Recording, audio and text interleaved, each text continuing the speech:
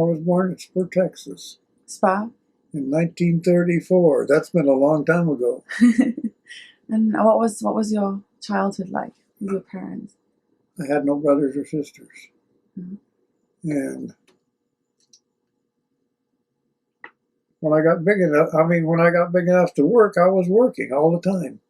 Mhm. And see, I went to work for wages when I was 13. You left school? Yeah. But I left Texas when I was 2, 3 years old. And I come to Silver City. But we didn't live in Silver City. We lived between Silver City and Lordsburg. Mhm. And that's where I went to school. That's where the picture was that you seen. And there was about 9 or 10 of us in the whole school. Wow. And Did you like school? I liked school, yeah. Did you want to stay longer? Not really. I wanted to go cowboy. Is that what you always wanted to do? Yeah. That's what my dad done. Mm. Anyway, though, and then I went to work when I was 13 for Macmillan Cattle Company. They run about, sometimes up to 3,000 mother cows. Wow. And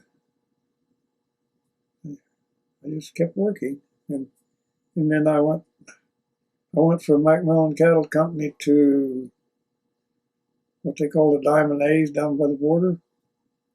They run 5,000 mother cows. Wow. And on that ranch at that time, you didn't do nothing. You stayed horseback. You didn't do anything else but horseback. You kept your horses shod, and you rode. Sometimes we rode 2 horses a day. Wow. So you've spent your whole life on a horse? Yeah. How long were you married for? 62 years. Wow. Yeah. We'd still be there together. And anyway, yeah, we were married 62 years. Mm. It's a long time. It's a long time. Yeah. And see, we were here 46. Mm-hmm. And all the time we were here for 46 years, the kids were already Grown up. grown. So it was just me and her. As she told everybody, she said, we put up with each other 27.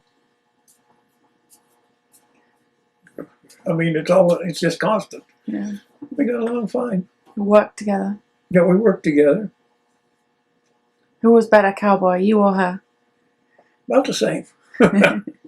No, she didn't like to rope anything. She was always scared of her fingers. Yeah, she'd rope something if it came right down to it, but she didn't want to. She was always scared of getting hurt, you know. Rope burn. Yeah, well, she's afraid of getting. There's a lot of ways you can get hurt roping. Yeah, she's always scared of it. Is there anything you're scared of? Yeah, I've always been scared of getting hung to a horse. Like he bucks you off and you get a foot hung to, because I've seen 2 guys get killed that way. Yeah. And it don't take very long, because most of the time the horse will kick you or something, you know, if you're hanging to him. Maybe best to ride without stirrups. I'm real careful, you know. I don't ride with a breast collar or nothing. Why not? Just excess baggage. Yeah, Gene and Eric, they said, how do you keep your saddle on your horse? My saddle don't move. I can always stick my hand under the cinch. My saddle fits a horse good. You know what I mean? And I'll tell you what, there's a lot of difference in how much balance you got on your horse to keep your saddle. Mm-hmm. It's you, yeah. A lot of it. Where'd you get your saddles from? My uncle makes them. Oh. Well, he's dead now, but it's a cannon saddle. Oh, wow. And see, Daisy was raised on a ranch. Her dad went to town usually once every 2 years. And then he wouldn't go in the truck. Where's he going? He'd go horseback. It was 17 miles. And I guess the first year Daisy and I was married was election year. So we told him he'd been sick, and we were staying at the ranch, and he went to town to stay in town with Daisy. Daisy had one brother, and he was going to school, so Daisy's mom stayed in town to send him to school. And Daisy and I went to the ranch, and because Daisy's dad got in the hospital. Anyway, so we told him he wouldn't. There's one thing he would do. He would vote. He never failed. Anyway, well, we told him today's election day. Oh, okay. So we told him we're going to town. You going to go? Yeah, I'm going. So then Daisy's mom showed up. So we needed groceries. We needed lots of stuff. And you see, we had a kerosene refrigerator. Did you ever see a kerosene refrigerator? No. Well, we didn't have no electricity. We didn't have no butane, but the refrigerator run on kerosene. So we'd go get a barrel of kerosene for our refrigerator.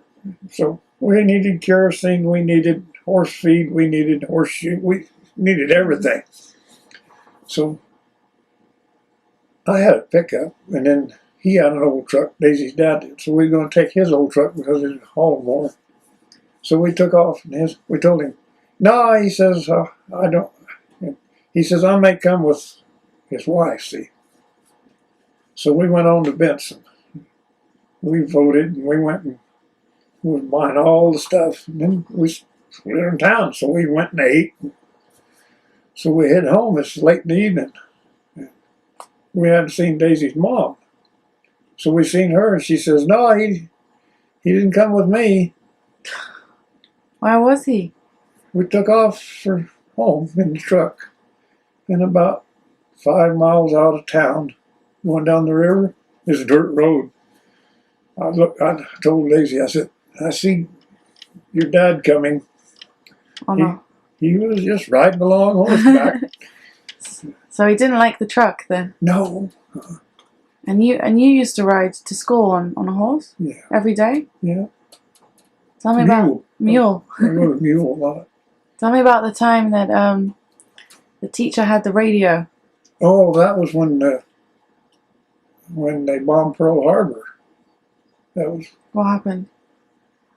My job was to build a fire because it wasn't but 2 boys, and there was 2 boys and 7 little girls.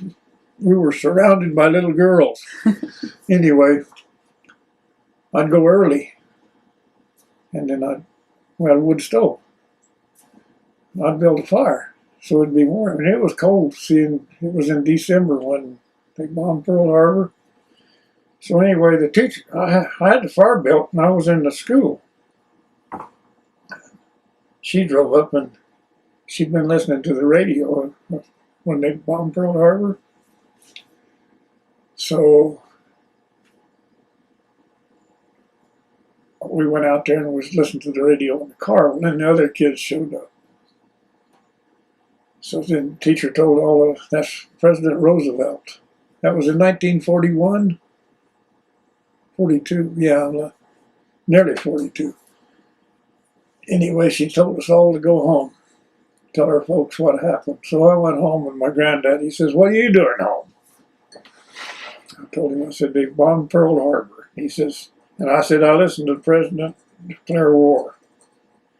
He says, I'm on who? I said, I have no idea. So he sent me back down there to find out. And did you find out? No. I didn't see nobody. When I went back down there wasn't nobody there, and I went on to the wax signal store, and nobody knew anything. See, there wasn't no radios in the whole community. Nobody had any electricity, and there wasn't very many. There was 5 ranch families, and that's where the kids all came from.